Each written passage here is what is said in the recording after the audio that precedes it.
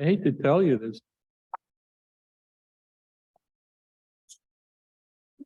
So, Ted, so that you know, we started at 9 and got over about 45 minutes ago. Okay. So take as long as you want. I dare you.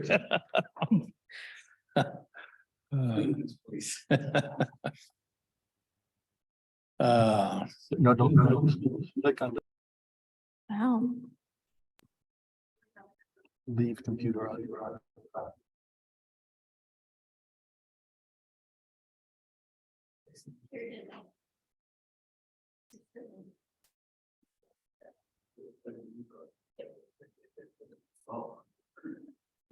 With apologies to the public.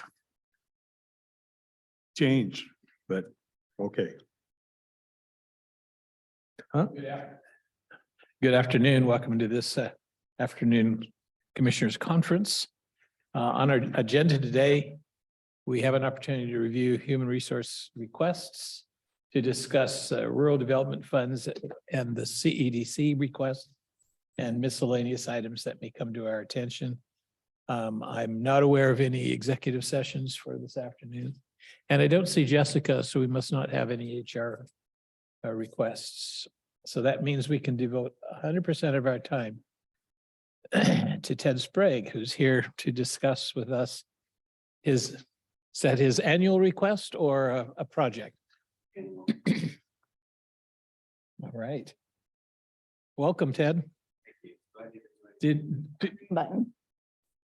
Have you met Rick, our newest commissioner? Oh, yes. Good, good. All He's already been to a board meeting. right. So I won't take much of your time today. Ted Sprague, Cowlitz Economic Development Council. We have had an ongoing request for rural development. The camera up just a little bit. Well, that's right. It's just your chin. There you go. Much better. Not my best feature, that's for sure. Rural development funds, of course, are sales tax. Cowlitz County remitted to the Department of Revenue at the state level, and then 0.09% of those accumulations come back to the county for rural development infrastructure projects, job creation projects, but also we carved out in the legislation about 10 years ago that it's allowed for EDCs to access these funds to help with staffing or other issues EDCs face. And so I didn't request any money the first few years, and then I was talking to my colleagues and finding out kind of what they were doing, and was really surprised to learn the amounts that some EDCs get from this funding source. So I came to the commission, I think it was 6 or 7 years ago, and made a request of $50,000 to help us with staffing. We were able to bring on Lindsay Cope at the time, and subsequently, because of continued funding, we were able to bring on Joelle Wilson, who was a part-time projects manager for us. And especially during COVID, when we were doing over $5 million of grants, we really needed the help. We had other volunteers as well, obviously, such a big project. But we have asked for $50,000, and the commission has granted us that. Typically, the commission has awarded it for a 2-year period so that I can do a little budgetary planning. And so that's why I'm before you again today, is to ask for the $50,000 from the rural development fund. Just to give you a little bit of flavor, Lewis County EDC derives $120,000 a year from this fund. Yakima is at 80, Mason is at 68, Kittitas is 60, Grant is 60, and Ponderay is 75. And we come in at 50. One of the things that people on my board, especially know, and Dennis used to run it, Commissioner Gall, you're on it now. People know about the economic development. We run a very tight budget. We're not extravagant by any means. We have one fundraiser a year, and that's our annual meeting. And we haven't been able to do it the past 2 years. We're doing it again this year. And we're very excited to feature 3 projects we've had a lot of influence on. A $50 million project at Warpack, the proposed $80 million project, West Rock, and the project landing on the Cowlitz, the Japanese. Those are going to be our three keynote speakers. I invite you all to attend. We'd love to have you there. It's February 28th. But I guess I'll just leave it at that unless you guys have any questions.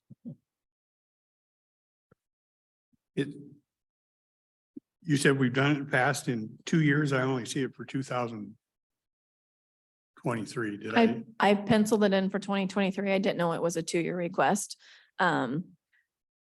We've gone out for projects before. Usually we do it in February, early March. We have not gone out for projects the last couple of years because a lot of our projects that we have funded in prior years were carryovers. So several of these were multi-year funding streams. They were large projects. For instance, the Port of Longview is the rail expansion. This is the third and the fourth year. They got $2 million from us 2 years ago. And so these are the next 2 phases. Expo Center, this is their 3rd year of their, they got $900,000, and this is the 3rd year of their contract with us for their RV park next to the, or within the Expo Centers. The Exit 48 was new at the end of this last year, and we funded it for 23 and 24. And then the Woodland Rotary for the baseball Park there. fields and the construction of the bathroom facilities there. I think that was Scott Hill Park. So I apologize. I didn't know it was 2 years, so we can throw the $50,000. I just had it kind of highlighted so the board could see what we've currently got funded. If we fund both years and if revenues maintain the same, I'll have about $400,000 is all left in the pot of money to start my 2025 year. So with this, we won't go out for projects this year. Everything is more than funded and we're using all of our reserves at this point. So I'm fine if the board is okay with the 2-year request, but we just won't be able to do any more large projects at all. How much do we build? How much comes in About $120,000 each month. each month? Mhm. We had a large, we have a large amount invested right now, and I'm taking those out as we make these larger payments. So the Castle Rock one depleted a lot of those as well as the port. So, and then the Rotary. I wish you wouldn't remind me of that. Yeah, I'm sorry. So we have 2.7, if you grant him, right now we have $2.7 million going out in 2023. And I believe roughly right now we have about $3.4 million in the bank. So the last 2 years, we gave each year $500,000 to the airport, right, for their fuel tanks? In previous years, yes. And then the board agreed to Extended have. it too, I think. Yep, right? we reinstated it so they can hang on to it and then now he has the funding for that. So yep, he's going to use the So $500,000 for that. We had an okay on the agreement just this morning, That was for the, the fuel tanks. yes, but that was for the additional monies that we pay them yearly. So that And was, yeah, and the regular budget, the regular contract. yeah, but it was also the regular contract. The fuel tank, 500,000 has already been awarded and we've already paid them. We paid them last year. So some of the other projects that we've done is we've helped expand utilities to Right. in the Port of Kalama to make it possible for them to have McMenamins. And improved that whole thing. And we've done a number of different projects. Done a lot of over the water years. and sewer line upgrades. We've done some at Doherty Drive in Castle Rock. The water line in Kalama. And in Port, fact, quite of that improvement at that intersection of Spirit Lake the po- Highway and Doherty Yep. is. And the is- Port of is Woodland. This money, and they've responded with businesses building up along that intersection.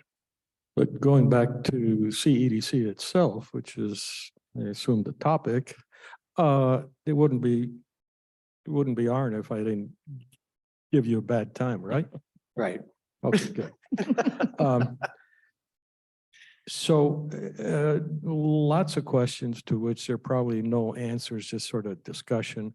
Do you have any involvement with Crest Park and trying to bring in rather than the big guys, just something closer to high tech? Not specifically. Port of Kalama has a really dynamic staff that's focused on that. You're talking about the east side of I-5.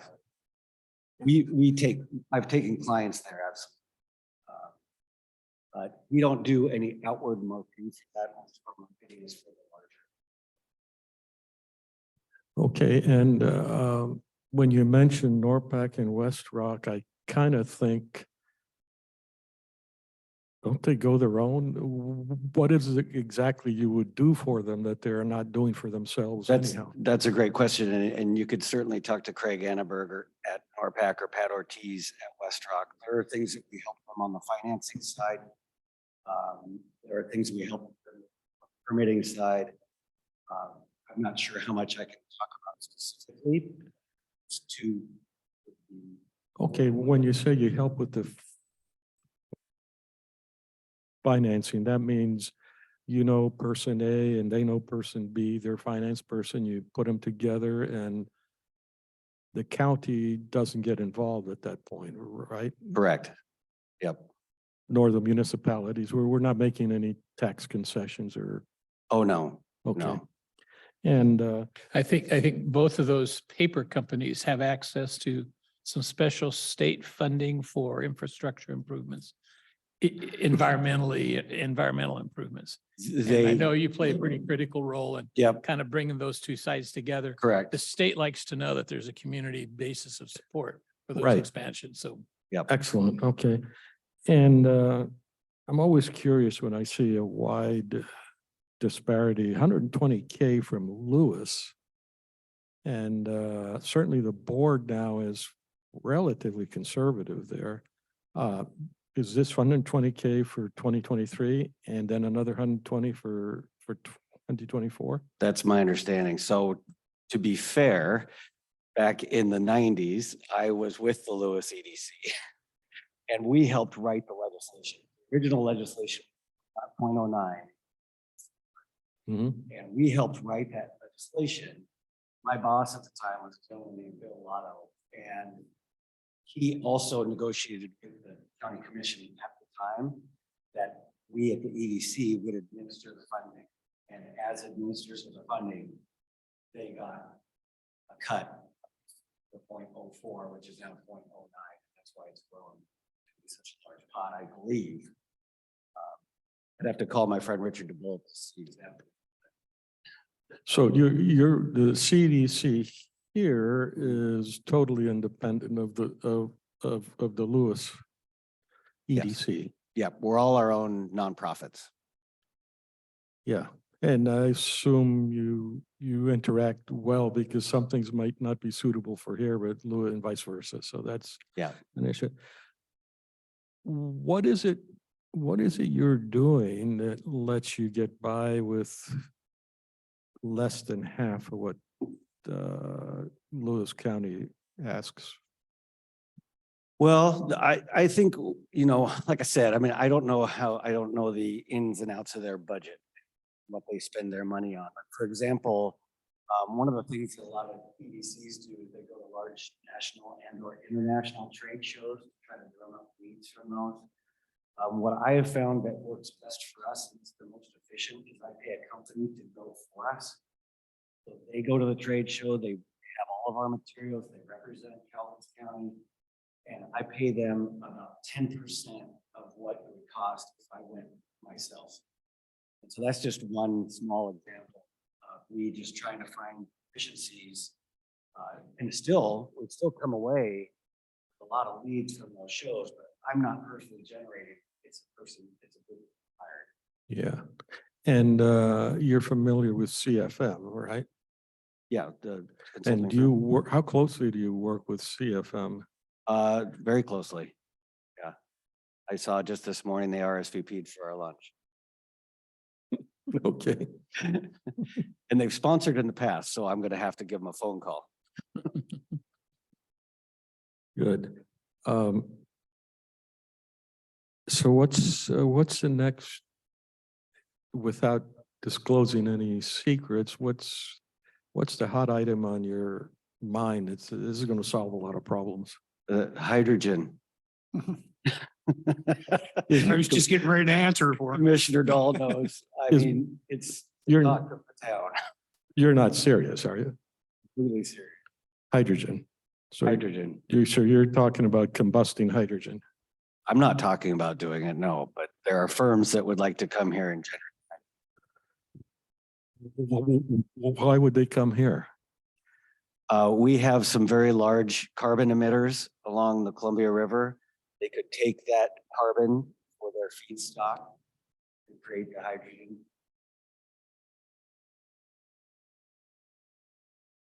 We've had several meetings with, Do you understand the chemistry? I leave that to the expert. Most of the carbon that's going out, then certainly carbon dioxide has no hydrogen, so it's going to be methane or ethane or something like that. They're planning to decompose that, come up with solid carbon, or maybe even CO2, and come out with hydrogen. in the meetings that I've been in, that's the presentation. Is that Okay, they and can then- reduce the carbon output from those facilities, use that as input. And the objective of that is to end up in engines that burn hydrogen. And or methanol or methane. Oh. Why would they start with hydrogen to produce methanol or You're Yeah. asking the economic development guy. I'm not a scientist either. This is just what I've learned in the I mean, meetings. the methanol is denatured alcohol, and you get that much cheaper through nature. It takes a lot of energy to break those hydrogen bonds. Okay, and so, but the end purpose there is to produce hydrogen as a fuel. And or methanol or methane, from my understanding. Yeah. Okay, how would that differ from the agony we went through with Northwest Innovations and the methanol plant? The argument that has been presented is that they will reduce the carbon output of our area by taking that carbon that's coming out of the stacks and using that as an input for their production facility. As opposed to natural gas, which is the main input for the Kalama plant. Correct. Yeah. Natural gas is frowned upon now. We're having, just so you know too, Commissioner Dahl, we're having knows more about hydrogen than I do by 99%. I'm here, he's here. He's coming to our board meeting in February to kind of give that explanation is just what you're asking. Yeah. He's gonna come and give that presentation. Is that something I could attend? If we have a good outcome today. Just kidding, just kidding. No, of course. So, Hear nothing. Yeah. so I think he's going to use the carbon somehow to extract the hydrogen out of H2O is my guess. Yeah. So being next to the Columbia might be helpful, but you don't need a lot of Columbia in order to produce a lot of hydrogen. Okay, and then what's the intent of the marketing of or the distribution of this hydrogen? Trans-Pacific, local? So I will tell you that there are many projects looking at our area right now. I would say out of the many, and I shared this before, 2 are very, very serious and seem to be well capitalized. Of the 2, one has an interest of simply taking the end product and selling it to vessels, ocean-going vessels, who are converting to other sources of energy besides diesel to power their ships.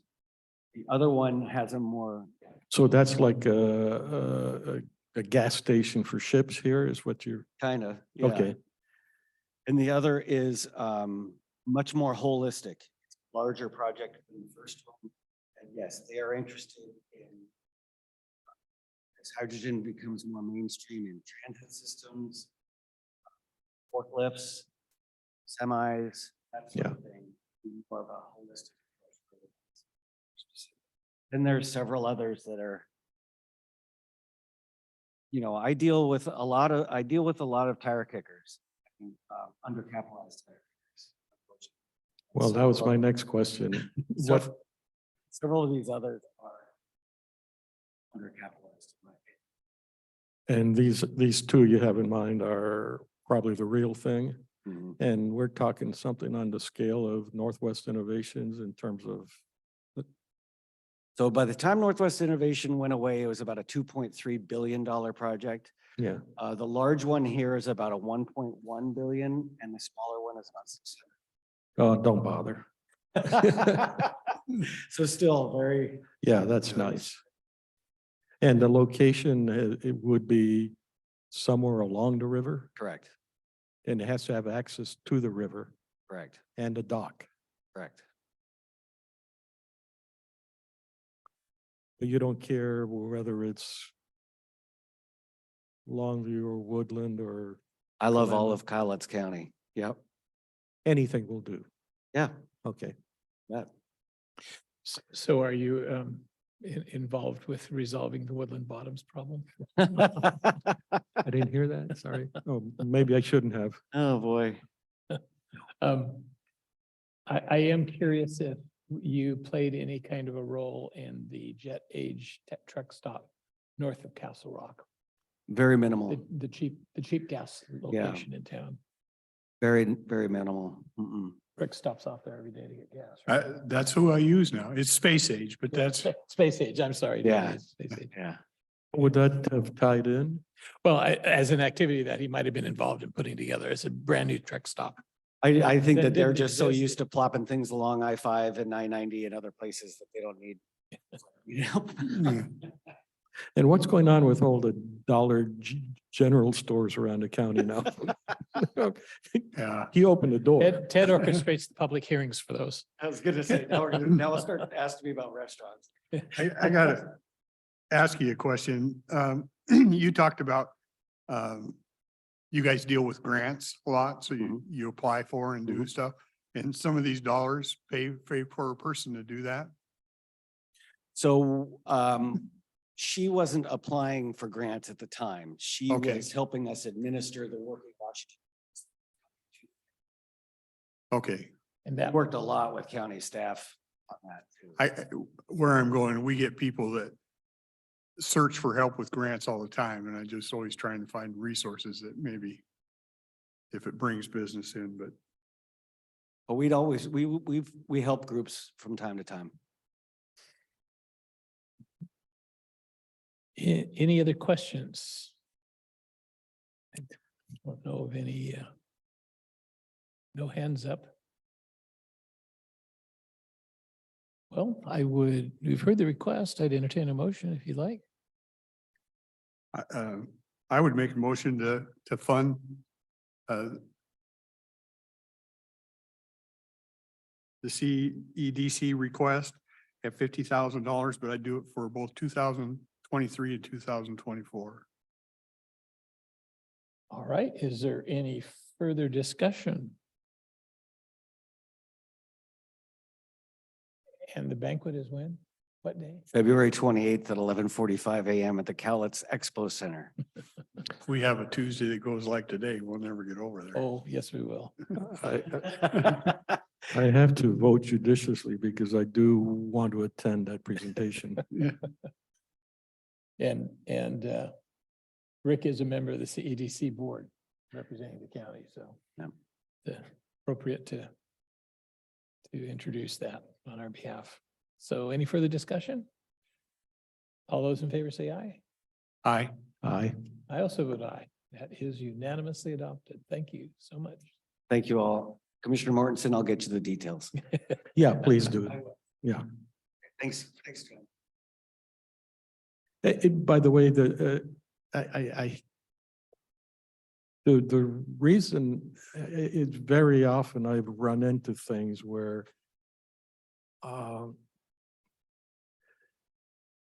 I've learned to doubt and be suspicious of a lot of things, probably more so than I should, but I'm a little more careful with your dollars and your time than I am with my own, and I think that's appropriate. I do too. That's Yeah. great. I thought it was interesting to listen to that. You can't transport hydrogen as hydrogen, right? They have to convert it to something else. My understanding, it's very difficult. Because it's not stable enough to, Oh, it's stable. It's just that if you puncture it it's of any not good. kind, it'll probably burn pretty quickly, but if you have a mix at all, if the hole gets large enough, air gets in there, you have a bomb. Yeah, I think the military had a methane bomb just for that. I mean, it would pierce the deck of the ship, let the methane go and then ignite it. Well, I think they used to call those bombs Hindenburgs, right? Yeah. Was that hydrogen? Oh, yeah. Yeah, yeah. But what happened there is it didn't really explode. It burned. It burned, yeah. And so it burned the shell completely in it. So, yeah, I will send you the date and time. And the good thing about hydrogen, it's not poisonous. And you don't have any cleanup problem because it's gone before you can say boo. And the gentleman, I think you're gonna enjoy meeting the gentleman that's presenting. He's a very intelligent, lovely gentleman. Really knows his stuff. And he can answer all your questions. He didn't formerly used to specialize in ethanol, did he? No, Okay, worldly. meaning he lived in Italy for 2 years. yeah. Well, Commissioner, I was beginning to worry when you talked about only $50,000 and we talked about grants. I thought you were leading him to ask for reimbursement for the grants he Oh. reviewed for us during the pandemic, all the small business grants. But that was one of the other things. 600 different requests over the Oh, at course of least. about an 8-month period. Yeah, yeah. Requests from local, in the worst of the pandemic. We got a pile of money and Yeah, he had a team of volunteers. I mean, that was the amazing thing. was it. Volunteers went through all those and analyzed all those requests, made sure they were valid. And the thing that I've been proud of is the fact that where other places have been reporting an awful lot of fraud. Right. Where people didn't deserve the money, they got the money. We've gone through it pretty squeaky clean because we knew the people for the most part. It was, the closer to the ground on that, the better, because we know, ABC Cake Shop. Yeah, I know that place because I go buy cakes. Yeah. But even the companies that we knew, we held everybody to the same standard. Everybody had to have a UBI. Everybody had to show proof that they've been in business for over 18 months. I can't remember how long. Mhm. Yeah, it was a rigorous process. We got it up and running in about 2 weeks. In fact, the state used our application and our scoring model as the standard for other places around the state of Washington. So we were very proud of it. yeah, 2 comments on that. One, yes, it was very, very well done, but I bet you wouldn't want to do it again. It was probably a big pain. It was some 20-hour days. Yeah. Because we felt the responsibility. We got the phone calls, we got the crying people and women calling my office crying. And, I can't open my store. Yeah. I can't open my restaurant. So we felt a very strong responsibility to get money out as quickly as we possibly could, while being prudent in our checking so that there weren't fraudsters. I don't think. So. I don't think we have cases. Yeah, I don't think so. So that was my one comment. My second one is the whole thing was for me a really tough pill because the damage caused by the mandates was at least 10, maybe 100 times what they were offering in terms of dollars. That's part A. Part B then is how should you use the money? We funded many nail salons and is that something we could expect could grow and spawn further development? The answer is, I don't think so. Should we have used those grants to figure out where it is we can really do something multiplicative for the county? And of course, you're damned if you do and you're damned if you don't. I mean, the seed from the poison tree already is, I mean, you're done. It's been nice to see those businesses that have been able to continue. And we had some relatively new businesses that barely qualified Yeah. that have continued to thrive. Yeah. And sadly, we didn't save some. Sure. And some did go Yep. fail.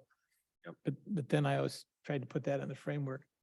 Small business failure is not that unusual. I mean, there's a pretty good turnover in small businesses. But a good program, but yes, you wouldn't probably want to do it again unless there was some administrative funds attached. I'd do it if asked. Yeah. I think I might have to That's carve that's out. my concern. You were going that way. with Yeah. Only 50,000. But that was my thought too, was I'm not gonna shave this money off the EDC. We already are being paid by counties. It's something that we'll do. It's as other duties is deemed necessary. Great. Yeah, the side benefit there is you really get a detailed view of the bottom of the business structures. Yeah, it's very interesting. Are you still located above the bank or? Yes. at bank? Okay. We've been at the second floor of the US Bank since 1979. Yeah. Yeah, in Not me fact, the bank personally. is below CEDC. Yes. Is it? When we were conversing, it was in there when I was with US Bank when I first came down. Yeah. I think Corey was up there at that point in time. Yep. Is it fair to ask you, how is this the Maracas doing? My understanding is they're going through bankruptcy.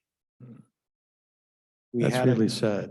We had a group that was interested in purchasing the building and we couldn't make it happen. With the previous tenant. Made it pretty difficult, my understanding. So Mr. Samarakis can't be found there now? Like if I go to drop of and say hello to him, he won't be there. I don't think so. Oh, that's, did you ever meet, it was John and, his son. You know, they were pretty darn bright people, but Oh, yeah. Very in smart. fact, really bright. That's some of the stuff they developed. They could have probably made a fortune out of that, but there was just, I know you tried to help them get some stuff and they just weren't cooperative enough. Right. There are other details later, maybe perhaps. Anytime. Yeah. Just not in public. Yeah. Yeah. Okay, well, thank you, Ted. Thank Appreciate you. it. Appreciate As it. always. Thanks very much. So it sounds like you should come by more often. No, I'm kind of serious. Haley, you are here. What do you have to share with us? Yes. Oh, the one time we dropped you off the list. You're ready to. Drop her off the list and then something comes in. I have paper copies and I apologize, Kelly. I will have to give you. I always am one short. I always forget. I'll give her this you. after the meeting. Oh, perfect. Thank you. Yeah. No, you know why? Because I'll lose it. I'll never find it again.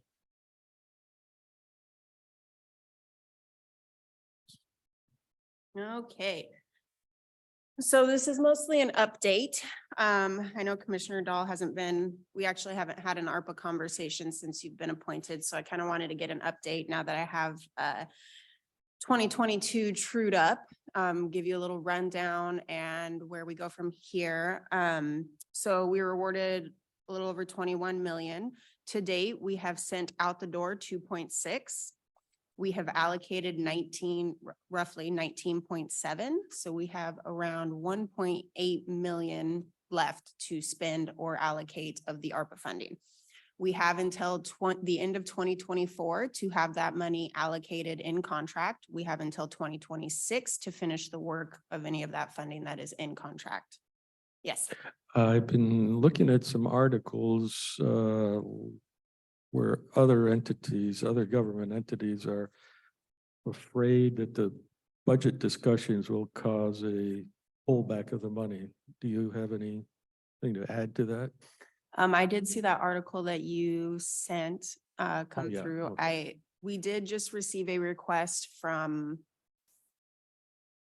sorry, there's so many entities involved. I want to say Washington Association of Counties. They did just send out a request to all counties asking on what's been spent, what's allocated, and what they have remaining. I will say out of the responses, we are probably on the higher end of what's been allocated. There's quite a few counties out there that I'd say they probably aren't even 50% allocated. Does allocated count as spent? No. No, but Now, a the big 10 portion, sorry. The 10 million or so that we moved into the, the general fund, that one's secure, right? Yes, the revenue loss. Okay. But a big portion also is the public works projects, which you could say that most of those are in contract. I couldn't give you the exact dollar amount, but so we do have a fairly large portion of our funding that's in contract to be spent. There is also one project that's on the ARPA list Mhm. that received an earmark from Congress. So when that gets confirmed, we'll be able to pull that money back out, and that's that shadow. The shadow amount? Right, Oh. and that was a $2 million, $3.5 million, something like that. Is that the? I thought it was only $1 million. That's the third page in our packet, the far right column. Oh, Shadow Mountain Extension and Pump Station. Right, right. And we also talked about this morning, the Riderwood Emergency Water Supply being this year's earmark. So there's another possibility of that money, again, a little over $1 million there. A couple of small projects that could be shifted around. Mhm. And this was narrowing down public works projects list. So if we were to take those off, I do believe they have backup projects that we could fill in there. So yes, attached, I have the public works projects. This is the last quarter. So this is through December 31st, 2022 that they had given me for updates on where each project is at. Also attached, you will see the 3 progress reports we have received from Carroll's Water Association for their 200,000 award that we gave them. They have spent a little over 71,000 so far of the 200,000. They're moving along quickly. I think currently they are waiting on the next step. They needed some sort of, and it says in their progress report, approval from a health board. I'm not going to pretend to know what they need for wells. But once that starts, they can start the construction bidding and really get the show on the road. So that one should be wrapped up, I would assume fairly soon. Is that a Class B water system? We talked about that this morning. I think it may be bigger. It's more than 25 people, but I'm not sure. Yeah, Carol. Yeah. So for 2022, we had $328,600.43 in investment earnings that has been transferred from ARPA over to the general fund. There was no, sorry, go ahead. Is that really the general fund or the subcategory where it's? Really general fund, ARPA had no restrictions on investment earnings. It can be used for any governmental purpose. So for 2021, which was a smaller portion, I want to say it was roughly 100,000 that we had for 2021.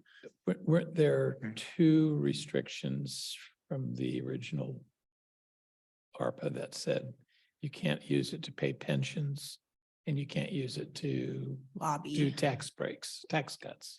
Um, I think this is all part of that same legislation. it may be, any governmental purpose is pretty broad. I will clarify I Okay. think you're I correct. remember those Yeah. 2 very specific exceptions. But yeah, I don't know. So the Local Assistance and Tribal Consistency Fund was an interesting caveat added sort of at the tail end of the negotiations. And the phrase that Congress put in was counties and tribes eligible for revenue sharing. Mhm. They didn't define revenue sharing. No. And there are a number of programs that have revenue sharing. And so there had to be additional negotiations with the National County Association Mhm. and the Treasury Department on coming up with the rules.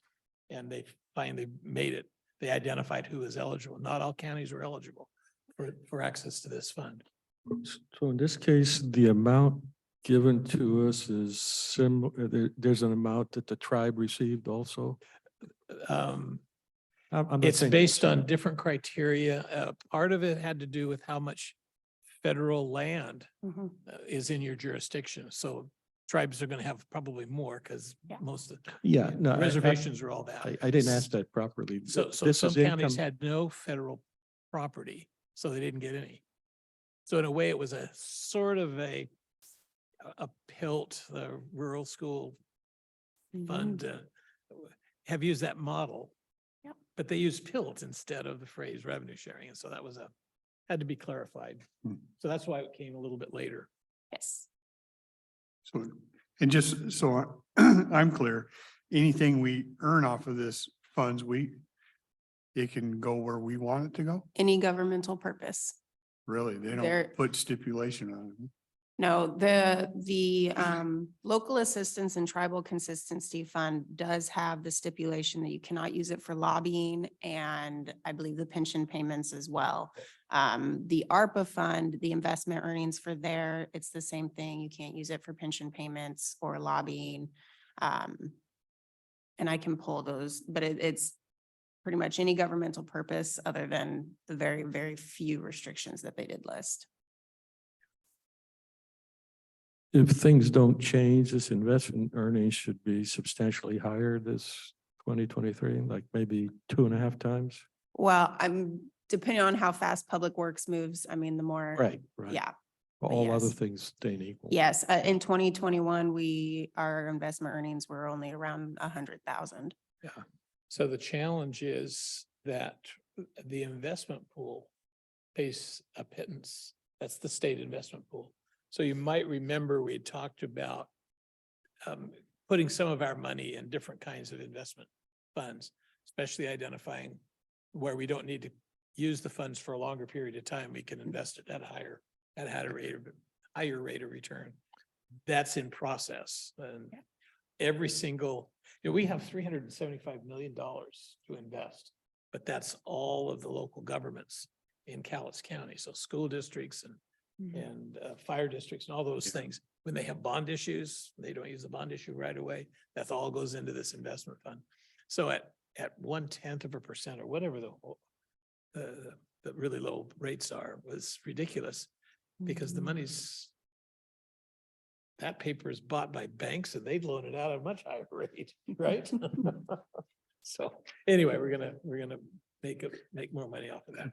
Well, it was interesting when we made that change so they could use a different deal because then I was at a Castle Rock School Board meeting, so they had to make a change because it all had to come to agree. The Cowlitz Transit Board had to sign an Yeah. agreement and I had to recuse myself since I'm on that finance committee as the chairman of this commission too, so I let my vice chairman sign that. Yeah. I'm not opposed to it. I found it curious that they don't tell us what to do with the earnings.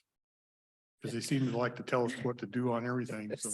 They, Mhm. I can tell you since CARES, the original COVID funding that we had received, it was send out the money now, we'll give you guidance later, which made it very difficult to manage. Yeah, then you gotta spend it quick and you say, well, it's gone. Yes, anything that went out the door as they were giving us regulations only applied, we only had to follow the regulations that we were given at the time, and then as it changed, we had to follow, but. Yep. Yep. So you'll see there as well that we have a request from the Friends of the Castle Rock Library. They are asking for $1,450. They are a 501c3. They rely heavily on fundraising money that they were not able to do due to COVID from March 2020 through February 2021. This kind of brings me into my next topic as well with Tracy Jackson going downstairs to building and planning. She was previously my liaison for ARPA funding. So I wanted to open up a discussion on what that transition will look like and who I should be communicating with. I didn't know if we wanted to appoint a member of the board to become the ARPA liaison, or if we wanted to go a different path, but I did want to open that up for discussion as well.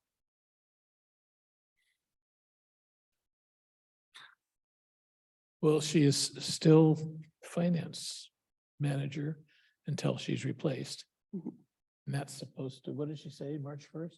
I think March 1st, a new person comes in. Person coming in, so. I mean, I'm comfortable with, hanging out with Tracy and then working through the new manager unless you want to change it. Trouble is March 1st, this person's from outside the county, outside the state. Weeks away. I beg your pardon? It's only 4 weeks away. Right, but then add another 12 weeks on top of that. Is this, because it's finance orientated,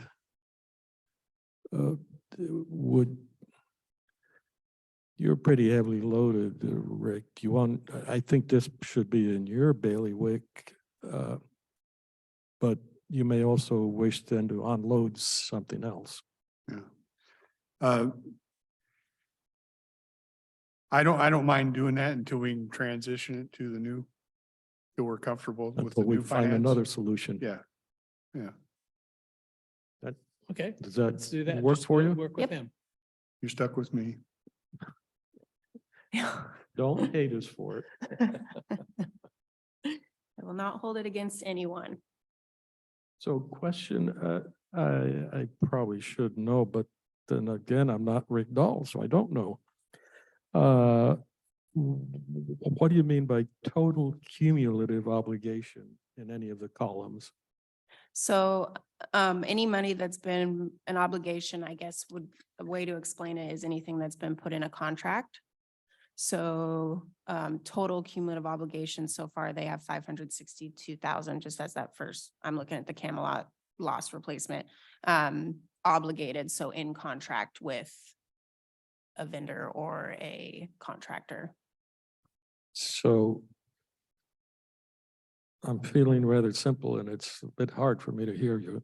So I think what you said that like, if I look at South Cloverdale, 2.3 million is something where you could produce for me a piece of paper that says we have a contractual agreement.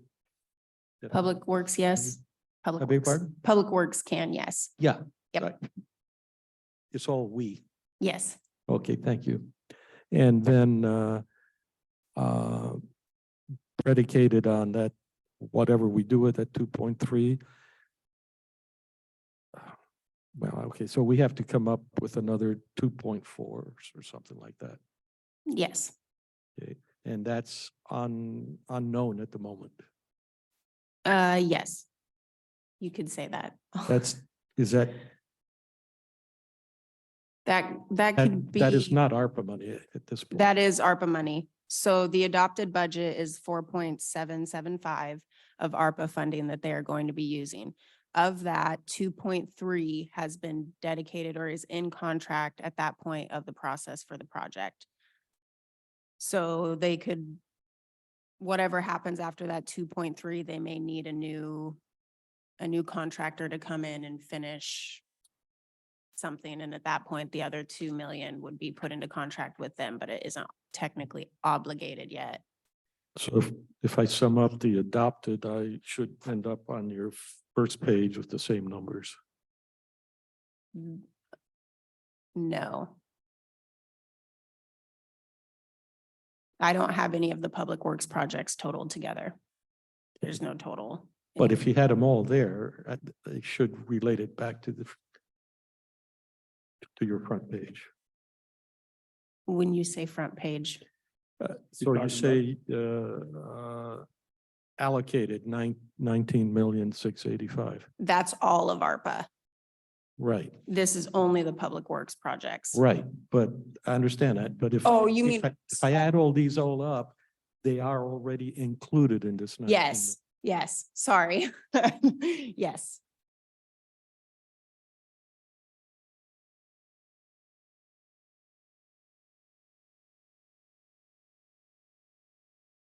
Any requests regarding the care of the Castle Rock Library Oh, or guidance, let me say? I would vote to leave that up to the commissioner of that district. Just this one time.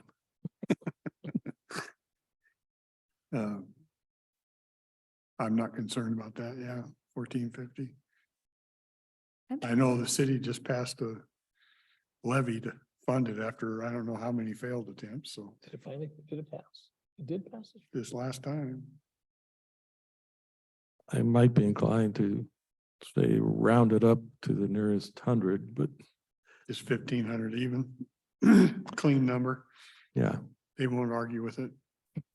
They won't, but they have to be able to provide the backup documentation for it. Oh. So if they can, I can change this to up to 1,500 if they are able to provide. Yeah. doc- Okay.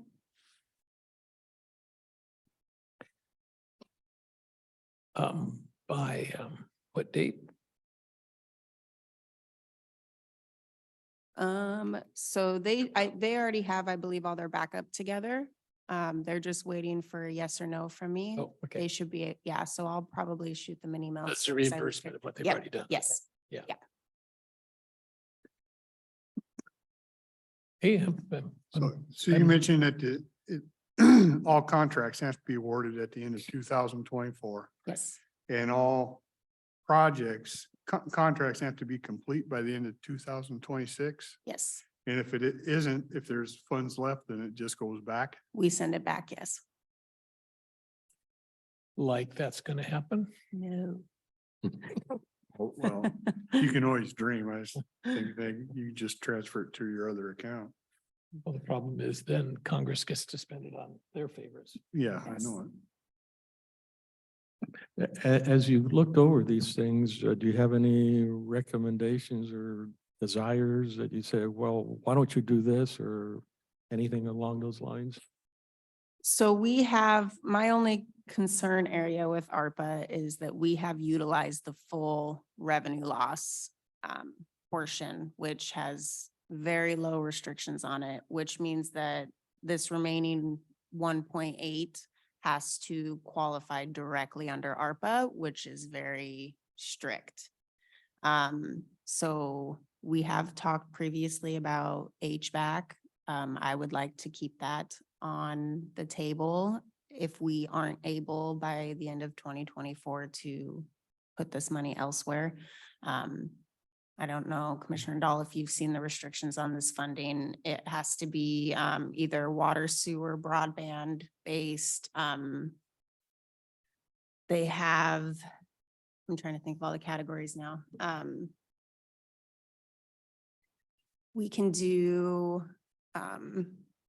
pay for certain people, like first responders or like the sheriff's office. We can do, I'm trying to think of the word. Sorry. We can give them advance payments for the work that they do, which the board had previously voted to not Bonus utilize pay, any a of that. premium. Premium, yes, Premium. sorry. Things like that, we can help certain areas within Cowlitz County, but we actually don't have any qualifying areas, so that portion is off the table for us as well. Like some communities are able to redo their parks, but the park has to be in a certain area within the county, and we don't have that per the census tracts. And then we can, anything specifically impacted by COVID-19. So a good example that we do, the person that goes around and cleans this admin building, we started that during COVID to reduce the exposure, go around, wipe all the handrails, things like that.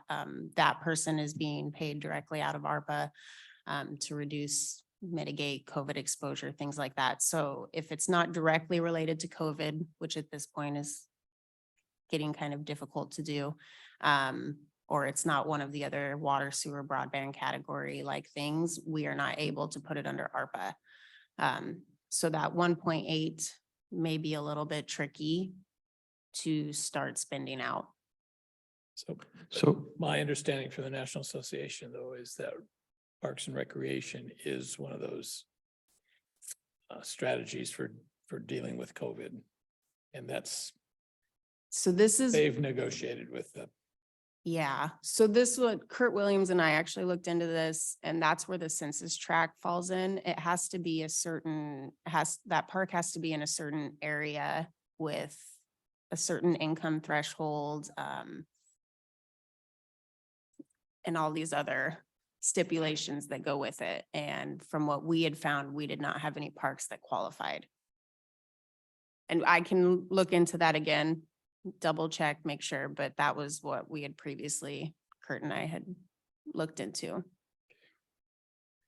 I know from listening to the conversation, we've inherited some smaller sewer type systems. And I'm assuming those people have probably, they know about this or they've looked at some of those Public Works, that's, works with. yeah, so they have a few projects that, they have roughly, I want to say 7 million that they were originally awarded for projects that are directly underwater sewer. That do that type? Okay. Yes. And I believe they did have more. So there's potential there to give them more funding. Yeah, through a lot of things. just know we have, seems like a good number of those around the county. And so it seemed like you said that ended up being how much money? You said 5 million? To Public Works. Yeah. For what? I should have wrote that down. Actually, the point is that none of them were fully funded. All of them. Correct. They knew they had to use reserves that they have. Yes. It's just, they get. Yep. And this, I think the same thing with the road projects. Mhm. There are some additional sources that they can use. Yes. Yeah. Yep. I It's just think they a could do few of more them it. have grant matches and yeah. So, some reason I just cranked up my hearing aids. I'm not sure it's going to help.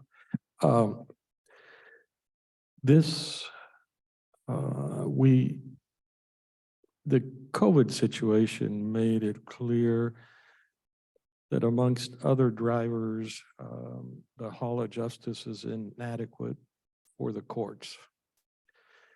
That's a big elephant to try to solve, but we have been talking about moving stuff around. Does that, do we have anything there that we could use it, that 1.8? I guess it would just depend on the project. We did change the sheriff's office front window. They were having to have people come back in to do fingerprints and things like that. So they reconstructed that to reduce COVID exposure and not have to have people come back in the office with them. And obviously there's tons of safety concerns that go along with that as well, letting people back. But so we did reconstruct their front window and that was utilized under ARPA. So it just depends how we can justify it. Okay, we've been going around this for, I mean, I've been thinking about it for a long time, but trying to get some sort of activity going is really possible because there are 1,000 reasons why why it's inconvenient. But in fact, we do have to do something. And the latest scheme is talking with Mike Moss, he's going to explore that more, and that's always a key word. We've got moving Public Works to the mall with HHS, and then moving the sheriff into Public Works facility now. Because we own the Public Works facility there, we will have to tailor that to the sheriff's needs. We could always argue that that's a result of having to get more space in the Hall of Justice because of the COVID. So we could use it for some of the refurbishing there. Yes. Okay. Although we used that for the event center funding when Big pardon? we used ARPA funds to pay for the event center rent and activities Right, when COVID did force them out of the right. college. Yes. So The it'd be court, almost like double dipping, using that as the excuse to Well, build a except new it building. didn't solve, we didn't solve the problem. We Band-Aided it. Yeah, well, The courts also had special direction under ARPA as well to handle backlog cases. They gave us permission in the ARPA guidance that we could use funding directly for courts and reducing that backlog. So by paying the rent over there and allowing them to social distance, kept the backlog down, keeping courts in session. So we were able to justify it that way. And if we really could get our hands on modifications for the juvenile detention center we have now, we could use this money. Yes. See, that's probably the best candidate, I think. Oh, yeah. Anyhow, although you're not gonna be able to buy much with 1.8 million. a big part. You're not gonna be able to buy much for 1.8 million. No, but you're Yes. not buying the juvenile detention center itself. That's the consultant's fee, right? I think we could do it for that because it really, well, the long term, it is going to increase our expenses because we have two facilities. On the other hand, 4 fingers and a thumb. Okay, never mind. I'm not sure. You can argue it any way you want. The 1.8 million may increase, though. I have still not heard anything from Woodland on the exit project. And you've tried to contact them time and again, right? Yes, and Tracy was actually, that's what she was speaking to me about. She ran into Peter. believe it- Peter Boyce. Yes, and let him know that he needs to reach out to me. So, but that was just this last Friday. But that project, I don't drive to Woodland, so I'm not even sure if it's been started yet. Sounds like a big project and we are running out of time, so that one may end up having to come off the table anyways. So that's 2.6? I believe it was 2.6. And that's in the 19.6. Yes. Good to know. Yeah. I don't see them getting that done by two thousand So twenty-six. one of the other big discussions and debates we had was whether or not we should be using any of these funds for salary at all, premium pay or whatever you want, a first responder. Mhm. And we've said no, We said no, yeah. said very clearly no. We did However, he didn't say. allocate about, was it $600,000 to Yes. the fire districts for them to use? Yes. And Yeah. that's already been taken care of, or, Fire districts have been paid out. They were paid out at the beginning of 2022. so that's about the closest we came because we said, you spent the way you want. And they actually sorted it out between the different districts. And then somebody came back and asked for more, didn't they? Yeah, if you really look at some of the issues, I don't know how many fire engines we need of what kind. I think only Longview has a ladder truck. Do we need more than that? I doubt it, but I don't know. Yeah. We don't have But if Longview has Firebolt. it, District Two wants it. I think they share it, so it works well. Yeah. The thing I was driving at is the communications, the comm, we really should have a communications knowledgeable engineer that can integrate it. Right now, it's really confusing to me. If you're Washington State Patrol, you're on a different system than somebody else and you've got to do strange things. I don't know if that works smoothly. If it does, I keep my mouth shut. If it's more of a hindrance, then that's not so good. Except pensions. I think pensions, all the law enforcement are in the same pension system. I'm sorry.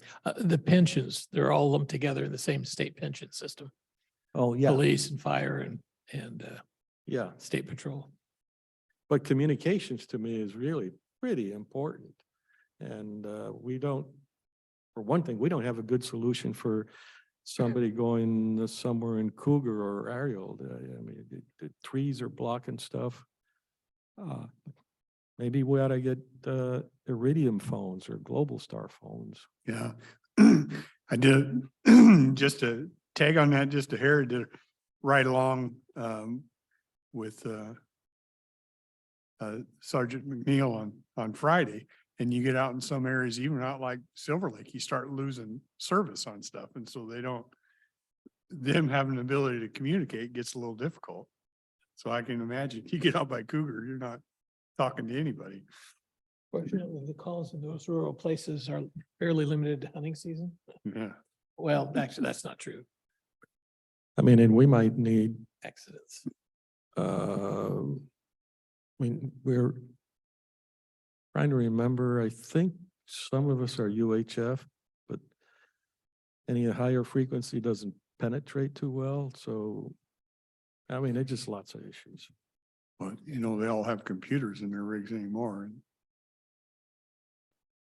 Well, the longer the wavelength, the more easy it is to penetrate in the woods. So I'm thinking VHF, but that doesn't get you any fancy apps. It gets you help.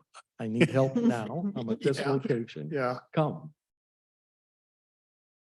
Well, we had an interesting meeting with the sheriff and I kind of hosted it with fire districts because interestingly, there are vast stretches of the county, unincorporated areas where people live outside of fire districts, Oh, yeah, yeah. but they get called. They call 911. And then is it up to 911 to say, no, you don't get service? No, I mean, we kind of wrestled with that because that's a real dilemma. People are choosing to live outside because gosh, taxes are cheaper. Yeah. And you know, those fire district folks, they don't want to be the ones to say no, but state law says you can't give away service. Mhm. And so Yeah, but it's a they'll real- do it. It is a dilemma. They'll do it, but they don't give away the service. You'll get a bill. If you're out in the Tules and you're not part of the district, you owe them money and it's not cheap.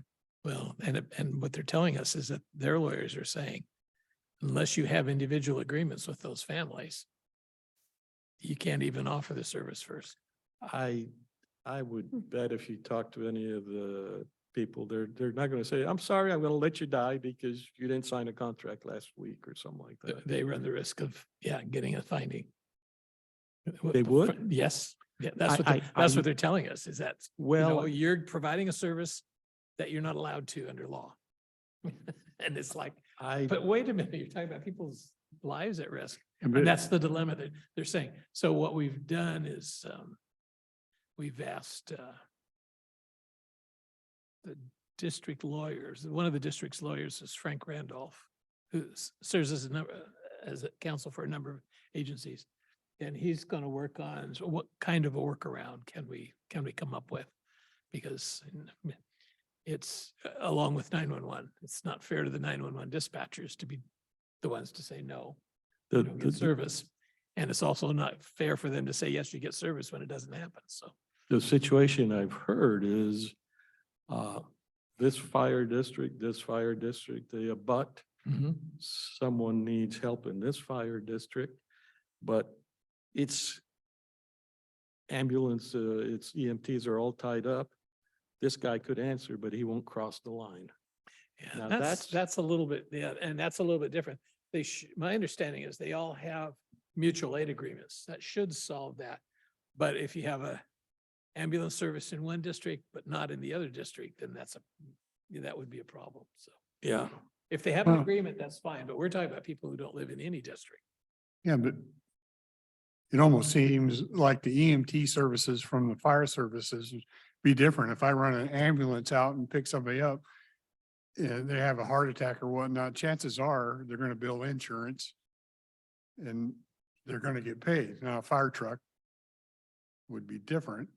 So the event that triggered the concern was the decision by AMR not to go outside of districts. So, because I think probably 'cause Even. the difficulty of getting paid. So, Yeah. so that kind of forces the burden back on the nearest dispatchers and fire district. Anyway, we'll get information back on how that's going to be addressed and resolved.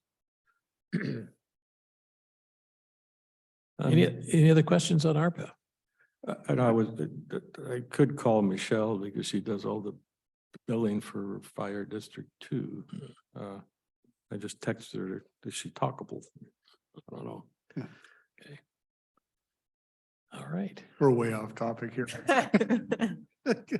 ARPA tends to do that. It's the weirdest thing. Right, well, that's all that I had. Thank you. Yes. Good to see you again. Yes, This is actually proof things would be simpler if we had no money. correct. My life would be a lot simpler, I can tell you that. Thank you, commissioners. Thank you.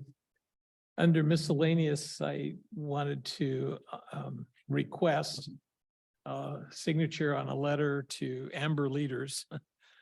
This is at the request of our BHO. If you've had a chance to read it, you know that it refers to the True Blood programs that is designed to help reduce the wait period for folks in jail waiting to get mental health treatment, and kind of outlines the challenge we've talked about with Moran about the long wait times that they have to hold people in single solitary confinement. And the proposal appears to be that they're going to cut funding for that True Blood program. And the call is for, no, this is a program that Oh, boy. we need to try to keep the funding going. You let me harangue there when it's not dear leaders, it's dear Ms. Leaders. It should be, yes. It should have, that was really, okay. Yeah. I should have looked at the header first. What is, Kelly, we might have a typo on that heading, so. Dear Ms. Leaders instead of dear leaders. what do the people running the jails think? Do we know? So the request really came from the folks that have been the diversion teams. They're worried, and so they're providers, they're clinics that provide the money, and they're worried about that money going away. It is going to be something that helps to reduce. It's not the answer. It doesn't completely cover it all, but it's one program that seems to make sense. That doesn't, that of course, if it makes sense, they look for reasons to cut it.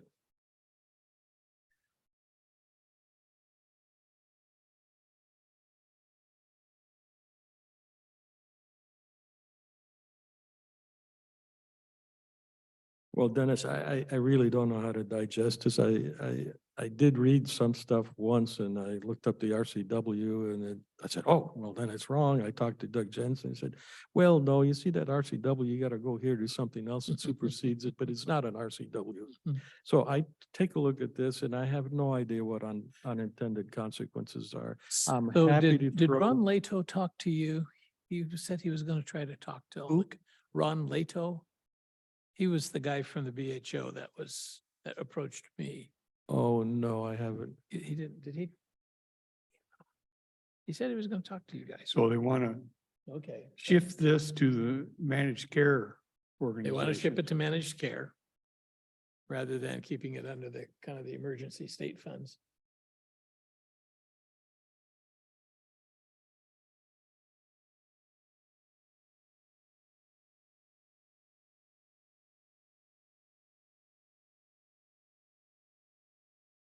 If it goes to managed care, then, then would Medicaid, would their insurance stay intact?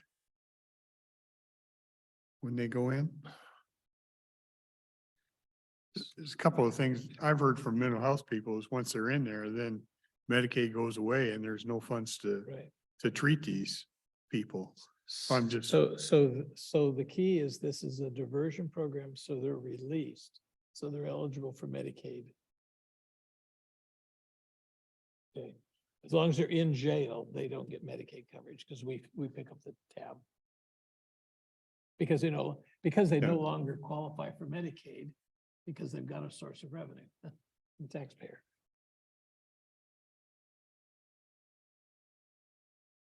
But we've also had some problems. I'm just wondering if it shifts to managed care, and I don't know the answer to it. Mhm.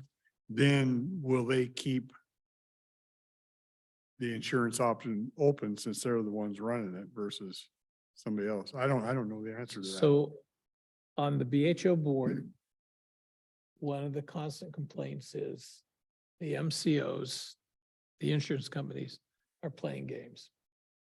They're challenging the expenditures. They're not paying the bills on a timely manner. Sometimes you hear that from doctors about regular insurance companies too. And so the clinics are holding the bag with having provided the service, not getting the compensation for it. Whereas the way it is under the settlement, under the legal agreement, the state's responsible for making sure those funds get taken care of.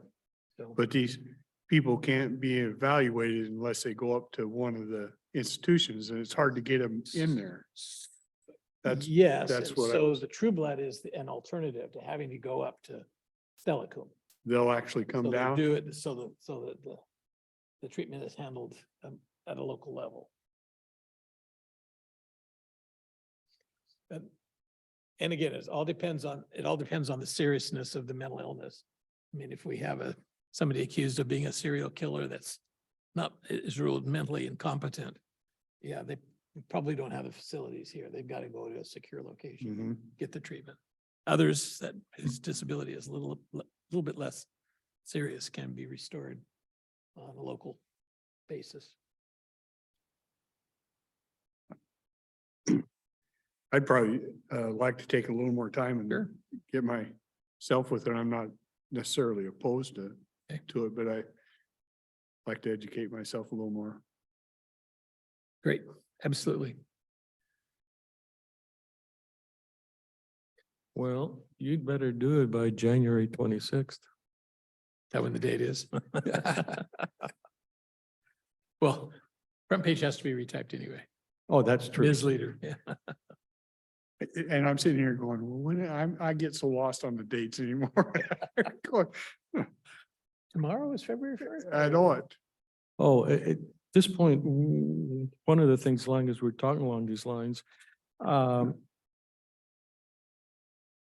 it is, I was talking to a commissioner from Skamania, and I had told him that Rick Dahl was the Wasack representative, the LSC representative, and he's wondering what happened, because did you send him a letter saying that you're no longer the representative, or? Well, so LSC is a WASAC committee. Yeah. So the WASAC board appoints the folks.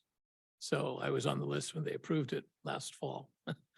So we shifted, that Rick's going to do that. So I had to send, have we sent it? We haven't sent it yet, have we? We haven't sent it off yet. That says, no, I'm off that committee and Rick's our nominee. Okay, so there is he's on the legislative steering committee. Right. And is there a separate designation for being our Wasack representative? No. So I had spent time as a board director. Right, That's a separately elected position. and you still are, right? No, I didn't Oh. run for reelection. Okay, So I'm off the board, yeah. off LSC. I'm on the Federal Issues Committee still. Now, the Federal Issues Committee, how is that composed? Same thing. It's the WASAC committee. The board appoints the folks. So a lot of them are board members, but a lot of them, you don't have to be a board member to be one. So we don't specifically have a say on that. He gets a vote at Wasack as to who he wants out of that whole pool of, So the WASAC board is chosen at the November leadership conference.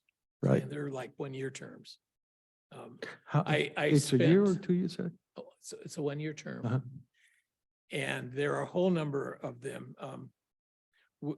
we are in the western region, which includes all of the counties except the the bigger counties, because they're so big, they pay more in dues, let's put it that way. Yeah. So they get more votes, they get separate positions.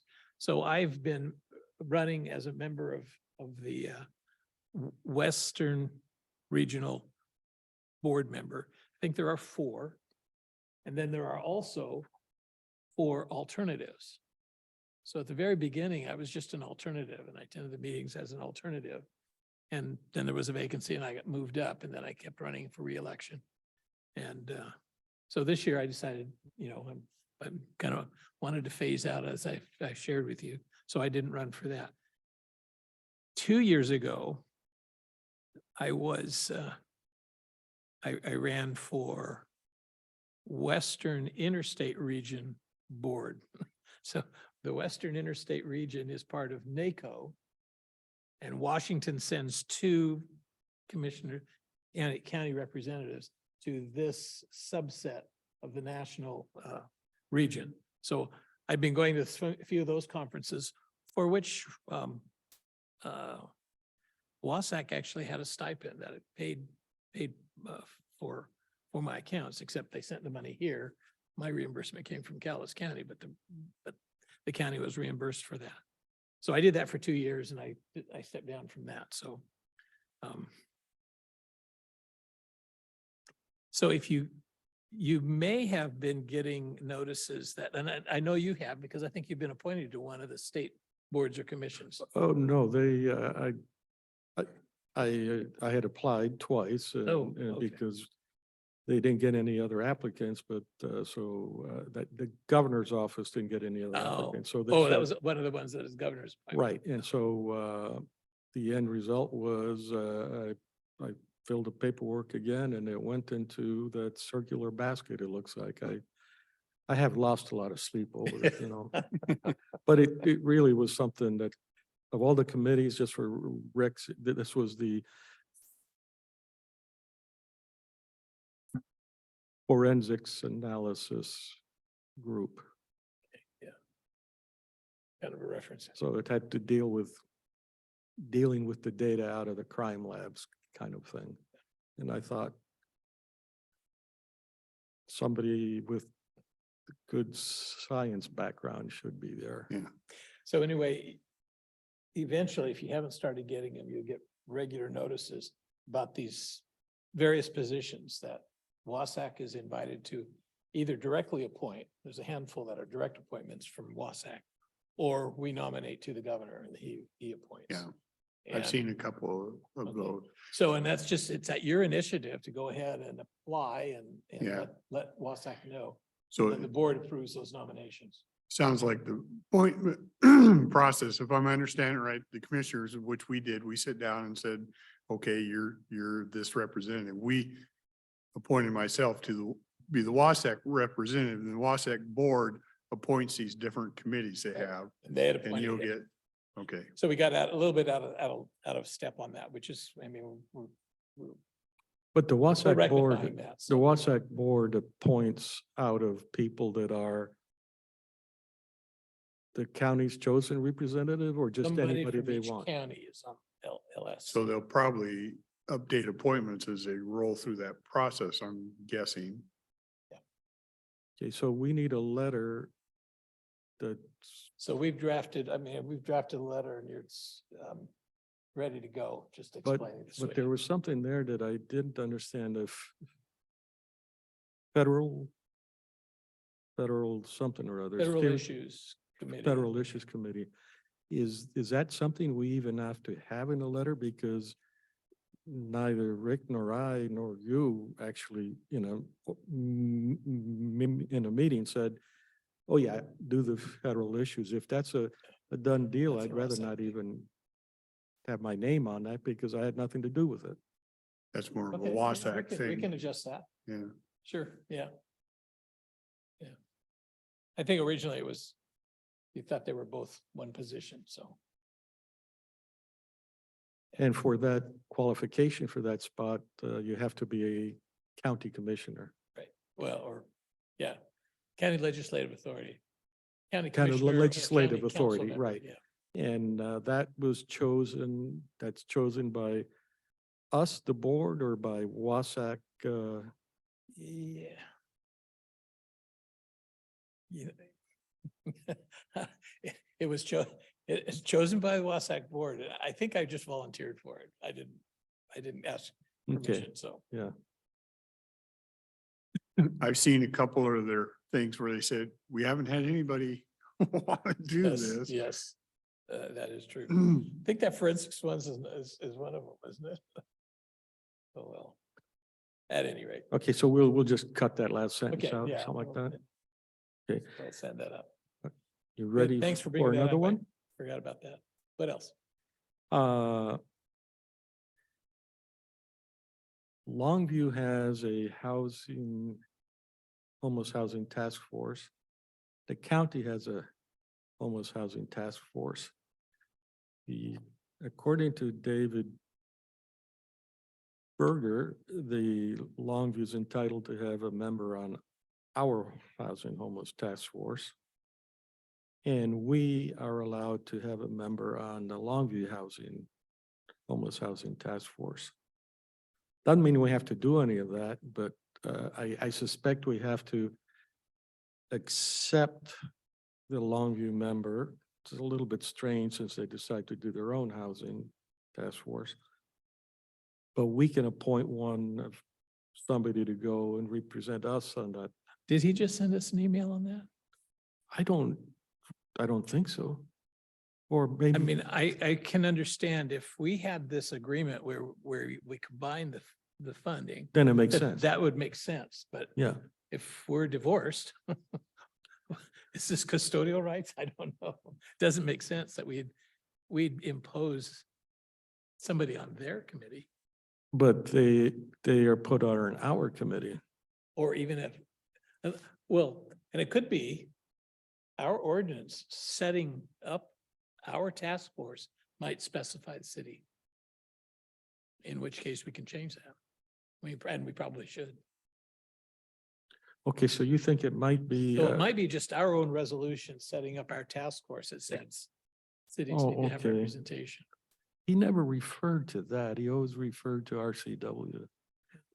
Well, if it's an RCW, I'd like to see it because that doesn't seem to make sense to me.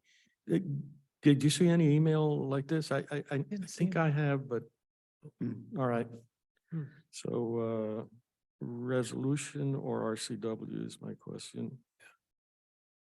And, all of us would like to see whatever documentation Yeah. that is. Yeah. Okay. Okay, and, I'm stalling, hoping that Michelle will come in and answer our questions, but this was on my list, actually. I mentioned earlier today, I think that I have interest in terminating the funding for the rental and utility assistance. I did vote against it, and I know you voted for it, Dennis. I don't know where Rick is on that. After this morning's discussion, I'm thinking we're doing the wrong thing. I had kind of assumed it was all over with at the end of September. No, there's still about $1.5 million unspent, Oh, but the door is closed. They're just processing the applications now. Yeah. The way it was explained, they're not taking any new applications. Right. And I think They it figure they have enough. I actually think it ends June. I think it's quicker than September. I think it's in June when it has to, whatever's not spent by June Yeah. so goes it'll be away. interesting. It'll be interesting because didn't the president just announce he's ending the emergency on May 11th? Who is? President Biden. Oh, All the federal emergency for COVID is coming to an end. I thought I they, thought it had I already thought they happened, were but maybe already. that was just the state. Huh. Hard to keep up sometimes. Especially if you're focusing attention on grandkids rather than business. So I assume you just let things go. Rick, what's your pleasure on that? Do I look for a resolution to end it? You know, we were sitting discussing, she was going to work on giving us, you know, who that's actually going. We still are owed that. Yeah. And that was who? Oh, that was all the money that's been allocated.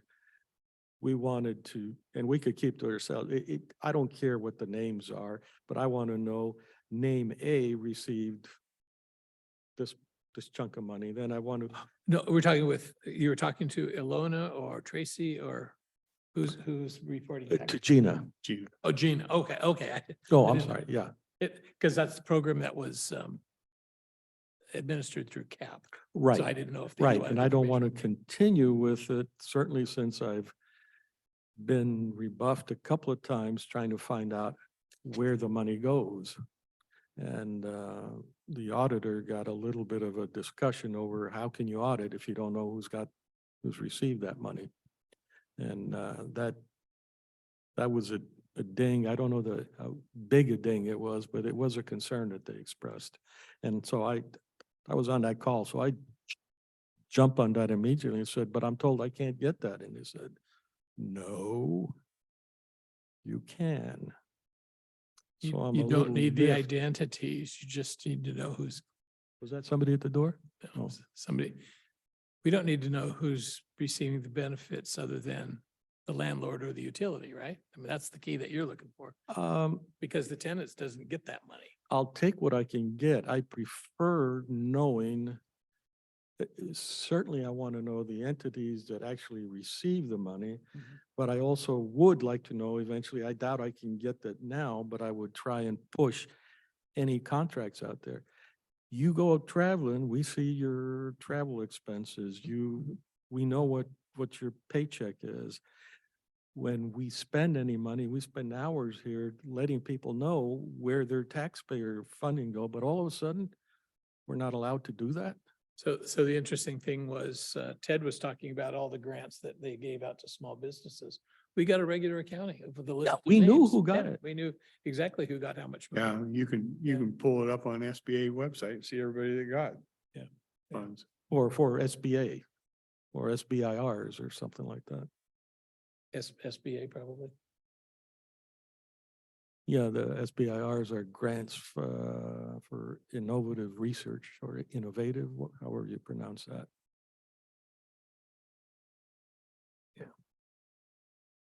All right. I didn't answer you, Arn. I wrestled a little bit because it's not something I would have approved.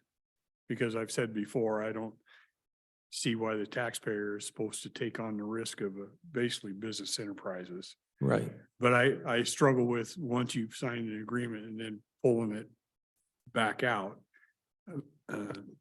Well, So I would just wrestle with that a little bit, but it's certainly not something I would have done in the beginning. yeah, I agree. And let me tackle the way I look at a lot of things are, is going forward with it doing harm? And I think we've really done harm to the rental market around here because there's no incentive for the landlord to drop his price at all. These new places that are going for 1,500 to 2,000 a month, and the claim is nobody can afford it. Well, what do you think the landlord's going to do? Sit there with an empty apartment? If nobody can afford it, the price will come down. They've got their bills to pay. They Right. need that revenue coming in. And so they'd rather have Absolutely. something than nothing.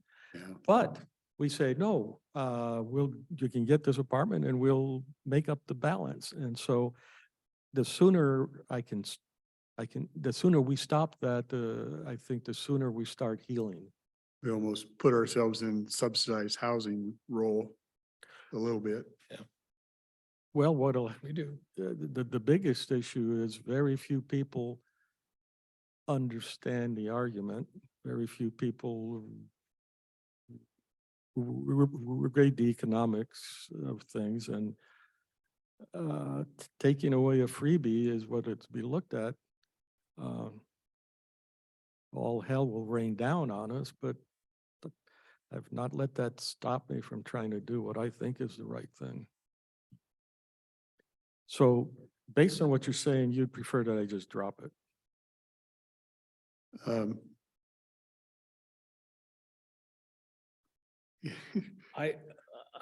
Let's pursue at least getting the information that you Yeah. want. The information of the allocation. Right. Yeah. And then find out, well, what's really involved if you stop it. It might be nothing more than agreeing with, we're not taking any more apps, where they process the ones who've already filled out the paperwork. But I don't know. I think, Like I said, I thought it was all coming to an end anyway, so.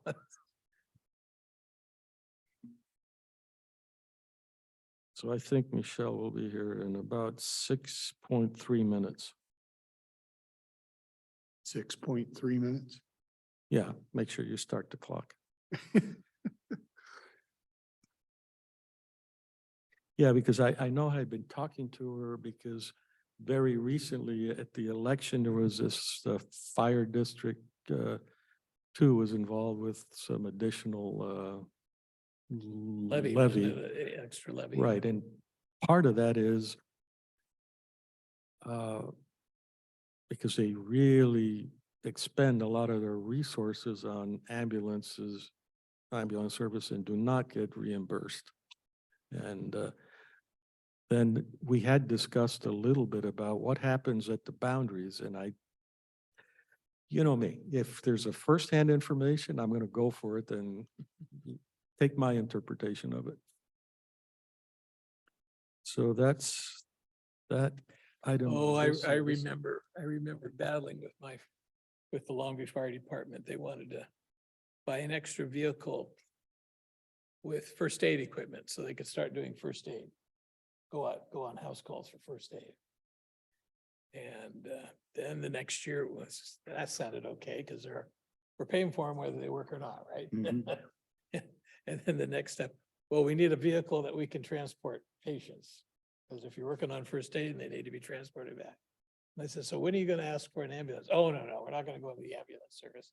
Well, sure enough, they did. I mean, it was just one baby step at a time. And then all of a sudden it was like, everybody's expecting us to have the ambulance service.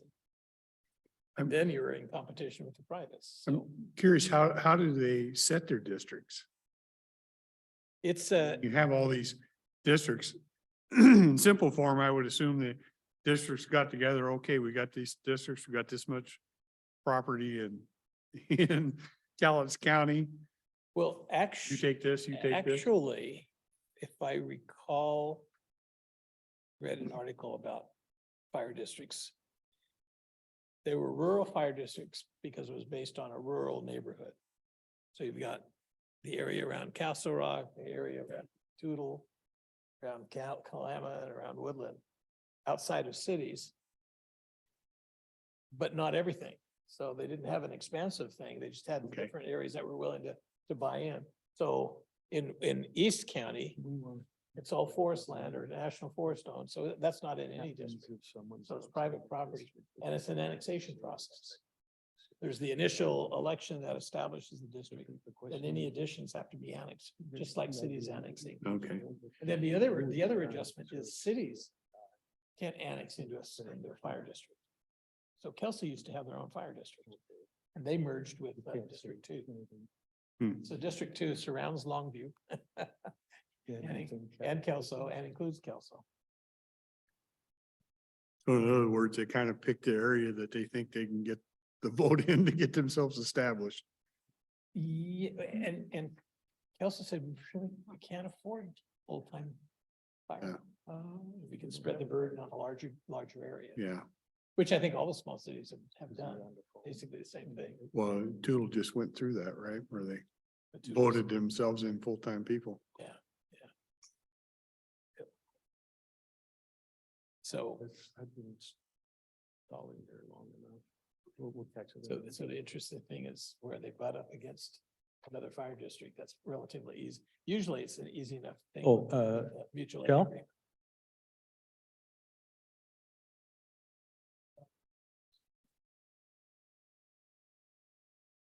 The good news is, Good news is she's not allowed to discuss it because she's not a spokesman for the fire district. And so I said, okay, I'm sorry well, we didn't waste time. I think we just don't get to talk enough. Yeah. good to do this. Well, There. I couldn't, thought there was something else I wanted to look at, but I can't find it. Might be in my other book. It has, historically speaking, by the way, I thought that discussion is with that anonymous individual that knows a lot of history was kind of cool. Steve Dragich. Oh, yeah. Yeah, he knows. He's been. His dad was my grade school assistant principal. I was deathly afraid of that man. So you've known the family, I've known you've the known the family. family for a long time. Yeah. And Steve was a fierce opponent of the pipelines because the pipelines cross their property. There's a pipeline that goes around Longview and. Is that still true? Oh, yeah, they added a second one. He was fighting it because it was invading his, it's these pipeline companies, they're federally chartered, so they have the right to condemnation. And there's, states and counties can't do anything about that. His argument is based on it's bad for My the property public. and they're not paying me enough. Oh, it just to finance. Well, yeah, and it's, you've got foreigners on my property, it's my property. I'm king of the castle. Yeah. Not really. So, and, So what happened? They Couple got of- condemned? Huh? They got condemned? oh and- yeah, we was forced to accept it and forced to accept the money too. Yeah, I remember when that pipeline was coming through, there's a lot of people fighting Yeah, that. that was true. And he would probably do the same thing if it was a power line going through his Yeah. property, but, But if I could press that a little bit, did, in retrospect, did the arguments have any value? It just simply, I want more money. I don't ever remember him talking about the money. It was his freedom, it's his property, it's his rights. He doesn't want to be told what to do with his property. And, never talked about the money. And then one of the other arguments, if I remember correctly, is if there's a catastrophic, if there's an explosion or event that is really gonna be coming through, that's gonna affect a lot. People were concerned about that. One of the funniest arguments made on that topic was the proposed pipeline going over to the proposed methanol plant, the route. Oh, yeah. Through the cemetery. Yeah. If there's an explosion, it's be disrespectful. And it turns out that, in fact, they had to use that route because the alternative that made sense went through the property of the president of the cemetery board. But- He didn't want it in his property. That pipeline didn't get, No, that it was, didn't get- yeah, I okay. think it finally got approved, but it didn't, it didn't get built. Yeah, so Steve has a sister who is a member of the Noxious Weed Board, Of the what? the Noxious Weed Board. Oh. Dixie Edwards. Oh, Oh, he oh. just got reappointed. Yeah, we just reappointed her. Yeah.